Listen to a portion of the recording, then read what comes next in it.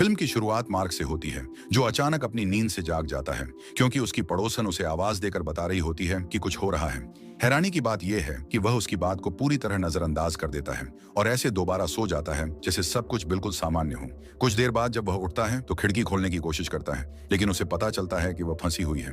वह सामने वाली बिल्डिंग में एक आदमी को खड़ा देखता है जो अजीब तरह से चिल्ला रहा है और खिड़की पर जोर जोर से मार रहा है, लेकिन फिर भी वह इस स्थिति को नजरअंदाज कर देता है। वह तैयार होने जाता है, कपड़े पहनता है और हर दिन की तरह काम पर निकलने की तैयारी करता है। उसे अजीब चीजें दिखने लगती हैं और उसे महसूस होता है कि शुरू से ही पूरा दिन कुछ गड़बड़ है, क्योंकि पानी बंद है और यहाँ तक कि बिजली भी नहीं है। सबसे बड़ा झटका यह होता है कि फोन भी काम नहीं कर रहा और उसमें कोई सिग्नल नहीं है। इसके बावजूद वह खुद को संभालने की कोशिश करता है, कूल बने रहने की कोशिश करता है और किसी तरह अपना दिन सामान्य तरीके से निकालना चाहता है। अचानक उसकी एक्स वाइफ का फोन आता है और हमेशा की तरह वह उससे बहस करने लगती है क्योंकि वह लेट हो चुका है।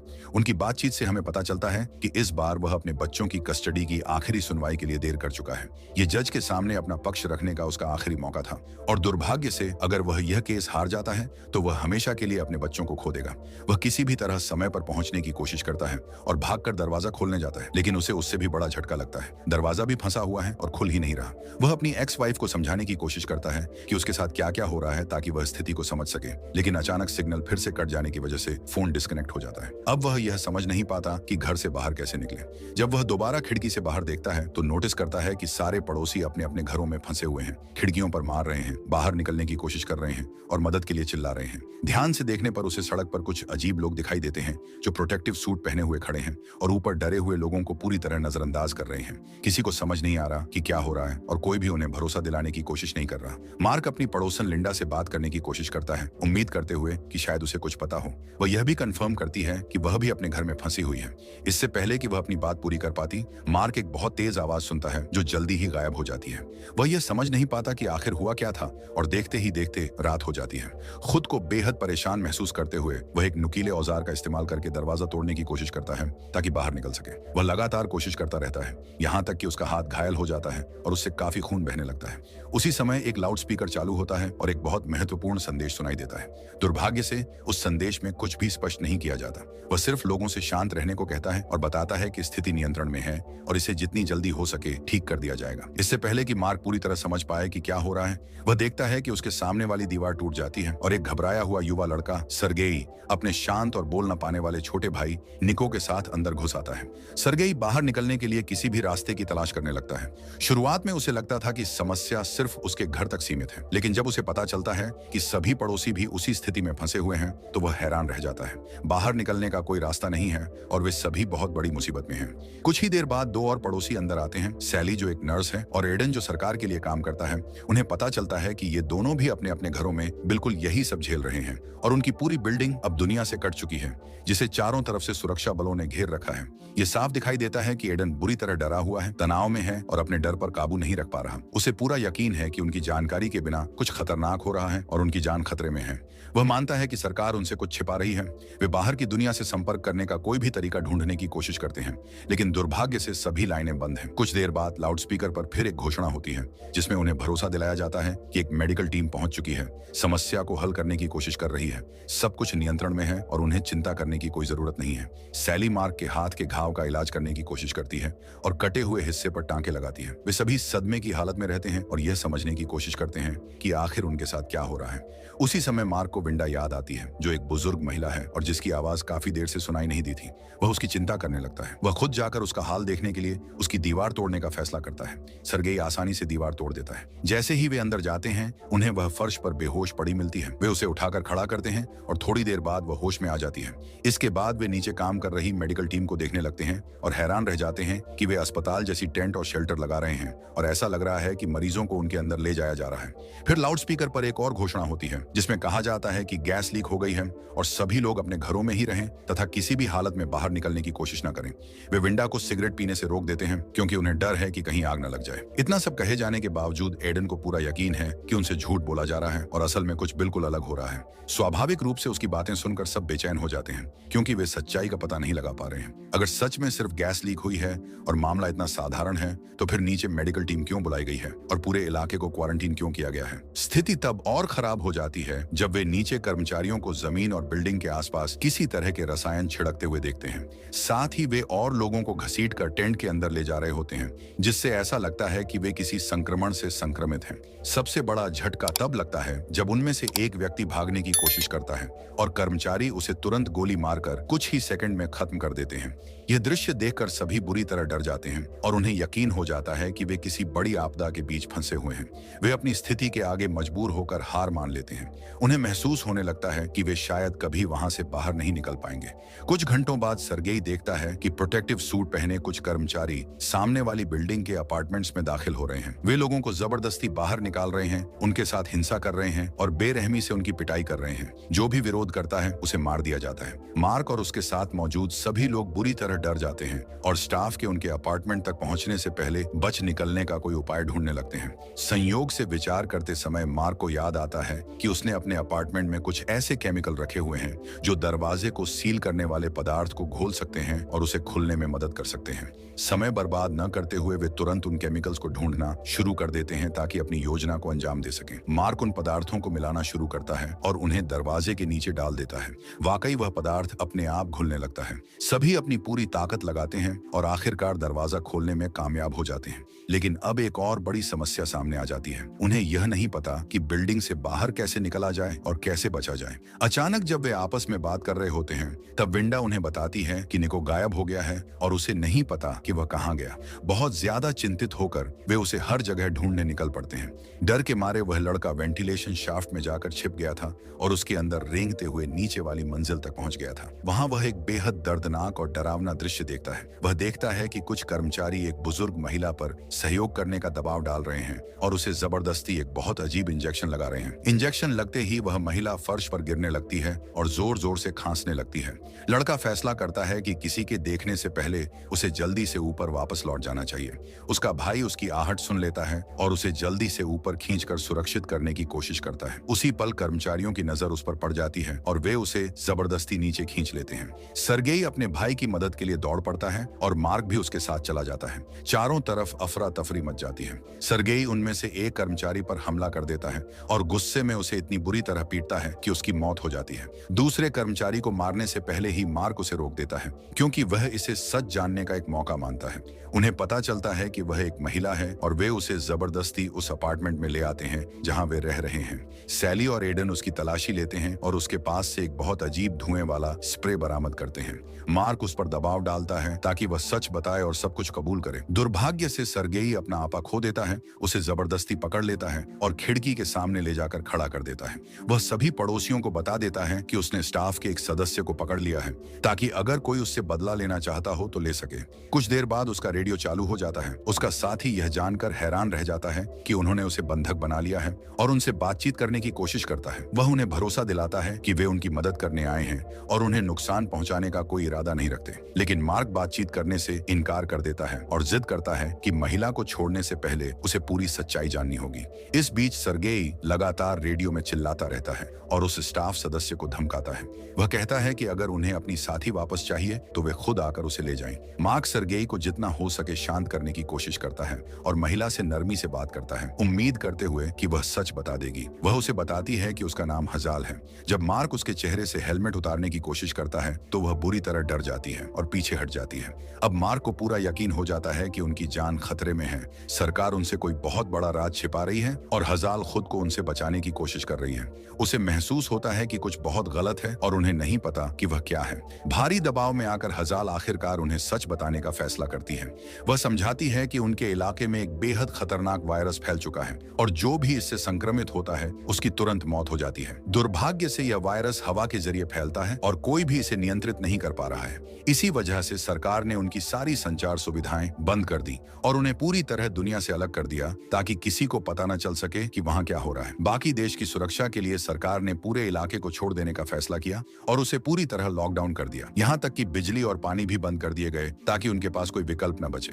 और जाहिर है संचार के सभी साधन बंद होने की वजह से वे बाहर किसी से मदद नहीं मांग सकते और न ही किसी को उनके साथ हो रही घटनाओं का पता चल सकता है। हालांकि उनमें से सभी संक्रमित नहीं हैं, लेकिन इस बात की बहुत ज्यादा संभावना है कि बीमारी उन्हें भी लग जाए और तेजी से फैल जाए। इसलिए उनमें से कोई भी यहाँ से जिंदा बाहर नहीं निकल पाएगा। जब वे उससे लक्षणों के बारे में पूछते हैं तो वह बताती है कि शुरुआत में बहुत तेज खांसी और सांस लेने में परेशानी होती है। उसके बाद संक्रमित व्यक्ति की आंखों की रोशनी पूरी तरह चली जाती है और अंत में उसके सारे अंग काम करना बंद कर देते हैं और उसकी मौत हो जाती है।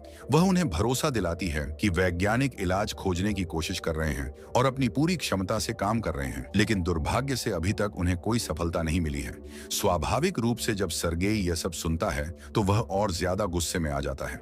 वह अपना सारा गुस्सा हजाल पर निकालने लगता है, उसके चेहरे से मांस खींचने की कोशिश करता है और जबरदस्ती उसके पास मौजूद इंजेक्शन भी छीन लेता है। दुर्भाग्य से मार्क को बीच में हस्तक्षेप करना पड़ता है और सर्गेई को उसे मारने से रोकने के लिए वह खुद हजाल का मास्क उतार देता है। हजाल उन्हें चेतावनी देती है कि वह इंजेक्शन अभी परीक्षण के चरण में है और उसके परिणामों की कोई गारंटी नहीं है। वह जोर देकर कहती है कि उन्हें घर के अंदर ही रहना चाहिए और हालात को स्वीकार कर लेना चाहिए जब तक कि सरकार स्थिति को नियंत्रित करके कोई समाधान न ढूंढ ले। वह चेतावनी देती है कि अगर वे बाहर गए तो हवा के जरिए आसानी से इस बीमारी की चपेट में आ जाएंगे। वे रात होने तक वहीं रुके रहते हैं और सोचते रहते हैं कि इस स्थिति से कैसे निपटा जाए। अचानक हजाल भागने की कोशिश करती है, लेकिन सर्गेई आखिरी पल में उसे पकड़ लेता है और पूरी ताकत से उसकी पिटाई करने लगता है। गुस्से में अंधा हो चुका मार्क उसे रोकने और लड़ाई खत्म कराने की कोशिश करता है, लेकिन स्थिति नियंत्रण से बाहर हो जाती है। इसी दौरान सर्गेई गलती से निको को मार देता है, जिससे वह डर के मारे रोने लगता है और अपने आसपास हो रही घटनाओं से बुरी तरह परेशान हो जाता है। कुछ ही देर बाद वे देखते हैं कि लोगों की एक बड़ी भीड़ उनकी बिल्डिंग की तरफ आ रही है। वे जानना चाहते हैं कि आखिर क्या हो रहा है। वे जोर जोर से चिल्लाने लगते हैं और कई लोगों को प्रोटेक्टिव सूट पहने देखकर और ज्यादा घबरा जाते हैं। उन्हें एहसास हो जाता है कि कोई बड़ी आपदा आई है और वे सच्चाई जानने तथा भरोसा पाने के लिए जवाब मांगने लगते हैं। हजाल और ज्यादा डर जाती है और बताती है कि इन लोगों को बिल्डिंग के अंदर नहीं आने देना चाहिए, क्योंकि हो सकता है वे संक्रमित हों और बीमारी को और तेजी से फैला दें। कुछ ही क्षण बाद दरवाजे पर लगा सुरक्षा उपकरण सक्रिय हो जाता है और उनमें से एक व्यक्ति मार्क से बात करता है। वह बताता है कि उन्होंने पूरी टीम को मार डाला है और अब वे जानना चाहते हैं कि वैक्सीन कहां है। जाहिर है अब हजाल ही एकमात्र व्यक्ति बची है जिसे इसकी पूरी जानकारी है। आखिरकार वे फैसला करते हैं कि किसी भी तरह दरवाजे को बंद करके रोकना होगा और उन लोगों को अंदर नहीं आने देना होगा। वे उनसे बहुत डरे हुए हैं, लेकिन दुर्भाग्य से भीड़ अंदर आने पर अड़ी रहती है, दरवाजे पर जोर जोर से वार करती है और शीशे तोड़ने लगती है। इसी दौरान सैली गलती से घायल हो जाती है। तब सर्गेई उनकी तरफ एक स्मोक ग्रेनेड फेंक देता है, जिससे भीड़ पीछे हट जाती है और वह तुरंत सैली को ऊपर ले जाता है। दुर्भाग्य से उसका घाव बहुत गंभीर होता है। हजाल उसे बचाने की पूरी कोशिश करती है, लेकिन बहुत ज्यादा खून बह जाने की वजह से वह उनके हाथों में ही दम तोड़ देती है। उसकी मौत से सभी गहरे दुख में डूब जाते हैं। एडन इस स्थिति को सहन नहीं कर पाता, क्योंकि वह सैली से बहुत प्यार करता था। वह रोने लगता है और जाकर अकेले बैठ जाता है। मजबूरी में वे सैली की लाश को एक तरफ ले जाकर कपड़े से ढक देते हैं। किसी की नजर में आए बिना एडन गायब हो जाता है और हजाल का सूट अपने साथ ले जाता है। वह उसे पहनकर बाहर निकल जाता है, उम्मीद करते हुए कि वह वहां से बचकर निकल जाएगा। जैसे ही बाहर मौजूद लोग उसे देखते हैं, वे उस पर टूट पड़ते हैं। वे उसे डॉक्टर समझ लेते हैं और मांग करते हैं कि वह तुरंत इलाज ढूंढकर उन्हें दे। अचानक दूर कहीं से एक स्नाइपर हवा में गोली चलाता है। भीड़ डर जाती है और जल्दी जल्दी वहां से भाग जाती है। कुछ ही सेकंड बाद एडन को एक गोली लगती है और उसकी मौत हो जाती है। सर्गेई यह देखकर हैरान रह जाता है कि लोगों का एक नया समूह उनकी बिल्डिंग की ओर बढ़ रहा है और अंदर आने की जिद कर रहा है। उसे एहसास हो जाता है कि उन्हें जल्द से जल्द वहां से निकलना होगा। जाने से पहले मार्क जोर देकर कहता है कि हजाल भी उनके साथ जाएगी। वह उसे ऐसी हालत में अकेला छोड़ने से इनकार कर देता है और किसी भी तरह उसके हाथ खोलने की कोशिश करता है, लेकिन सर्गेई, जो उससे नफरत करता है और उसे अपने साथ नहीं ले जाना चाहता, गुस्से में आकर मार्क के सिर पर वार कर देता है। मार्क उसके पास ही बेहोश होकर जमीन पर गिर जाता है। जब उसकी आंख खुलती है तो हजाल वहां नहीं होती। वह अपने समूह को ढूंढने निकल पड़ता है। खिड़की से बाहर देखते ही वह हैरान रह जाता है। उसे दिखाई देता है कि 2 स्टाफ सदस्य पूरे इलाके में गैस छोड़ने की तैयारी कर रहे हैं, ताकि वहां मौजूद सभी लोगों को खत्म किया जा सके। वह आगे बढ़ता रहता है और आखिरकार अपने समूह तक पहुंच जाता है। वहां पहुंचते ही वह सर्गेई पर हमला कर देता है और जो कुछ उसने किया उसके लिए उसे दोषी ठहराता है। गुस्से में अंधा होकर वह सर्गेई का गला दबाने लगता है और उसे मारने की कोशिश करता है, लेकिन आखिरी पल में विंडा वहां पहुंच जाती है, उसे रोकती है और जितना हो सके उसे शांत करने की कोशिश करती है। दुर्भाग्य से वे समय रहते वहां से निकल नहीं पाते और जहरीली गैस पूरे भवन में फैलने लगती है। धीरे धीरे वे सभी उस जहरीली गैस को सांस के साथ अंदर लेने लगते हैं। वे सभी भागकर दूसरी मंजिल की ओर जाते हैं और छत तक पहुंचने की कोशिश करते हैं। रास्ते में मार्क को हजाल की लाश फर्श पर पड़ी मिलती है। वह बेहद दुखी हो जाता है, लेकिन उसके पास रुकने का समय नहीं होता, इसलिए उसे आगे बढ़ना पड़ता है। उसी समय बिल्डिंग में घुसने की कोशिश कर रहा समूह सर्गेई को देख लेता है। वे उसे पकड़ लेते हैं, बुरी तरह पीटते हैं और चारों तरफ से घेर लेते हैं। सर्गेई जोर जोर से चिल्लाता है और मार्क से मदद की भीख मांगता है, क्योंकि मार्क ठीक उसके सामने खड़ा होता है। लेकिन इस बार मार्क फैसला करता है कि सर्गेई को उसके अपने कर्मों का फल चखाना चाहिए। जिस तरह सर्गेई ने पहले उसे छोड़ दिया था, उसी तरह अब मार्क उसे छोड़ देता है। वह मुड़कर चला जाता है और सर्गेई को बिना किसी मदद के वहीं छोड़ देता है। तीनों किसी तरह सुरक्षित छत तक पहुंच जाते हैं। वहां पहुंचकर वे खुली हवा में ठीक से सांस लेने लगते हैं, फिर एक कोने में छिप जाते हैं और थकान के कारण सो जाते हैं। सुबह होते ही जैसे ही मार्क की नींद खुलती है, वह सबसे पहले निको को जगाने लगता है और तभी एक बड़ा झटका सामने आता है।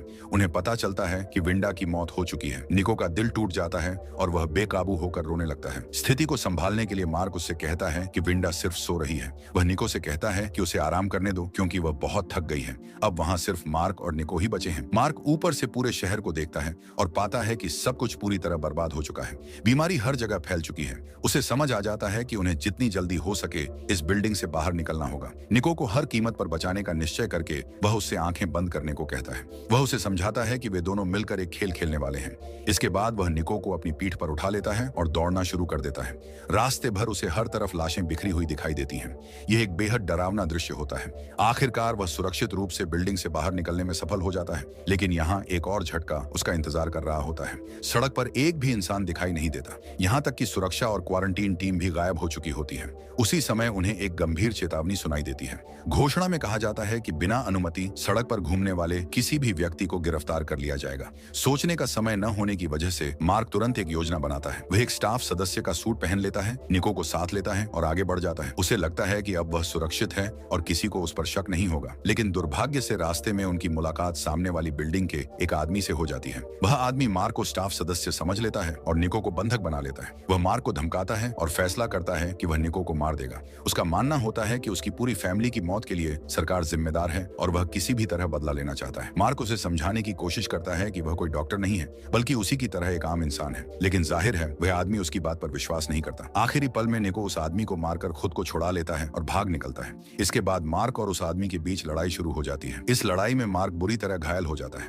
उसके शरीर से बहुत ज्यादा खून बहने लगता है और वह आगे चलने की हालत में नहीं रहता। कुछ समय बाद वे एक सुनसान पार्क में पहुंचते हैं और थोड़ी देर आराम करने के लिए बैठ जाते हैं। मार्क अपना फोन निकालता है, उसे निको को देता है और कहता है कि जैसे ही सिग्नल मिले उसकी एक्स वाइफ को फोन कर देना। वह निको से उसे छोड़कर भाग जाने की विनती करता है। हालांकि निको उसे छोड़ना नहीं चाहता, लेकिन मार्क लगातार जोर देता है और आखिरकार उसे मजबूर करके मना लेता है। दुर्भाग्य से कुछ ही देर बाद स्टाफ सदस्य निको को पकड़ लेते हैं। डर के मारे वह बेहोश हो जाता है। जब उसकी आंख खुलती है तो वह खुद को एक क्वारंटीन जैसी जगह पर पाता है, जहां उसके जैसे कई और बच्चे मौजूद होते हैं। एक स्टाफ सदस्य उसके पास आता है और उसे जितना हो सके शांत करने की कोशिश करता है। वह उससे वादा करता है कि बहुत जल्द सब कुछ ठीक हो जाएगा और उनकी जिंदगी फिर से सामान्य हो जाएगी। फिर निको मार्क और उसके परिवार की तस्वीर निकालता है। वह तस्वीर को देखता है और जैसा उसने वादा किया था, मार्क की पत्नी को फोन करने का फैसला करता है। फिल्म के आखिरी दृश्य में हमें पता चलता है कि यह बीमारी पूरी दुनिया में फैल चुकी है और अब पूरी तरह नियंत्रण से बाहर हो चुकी है। दुनिया भर की सरकारों को समझ नहीं आ रहा कि इस स्थिति से कैसे निपटा जाए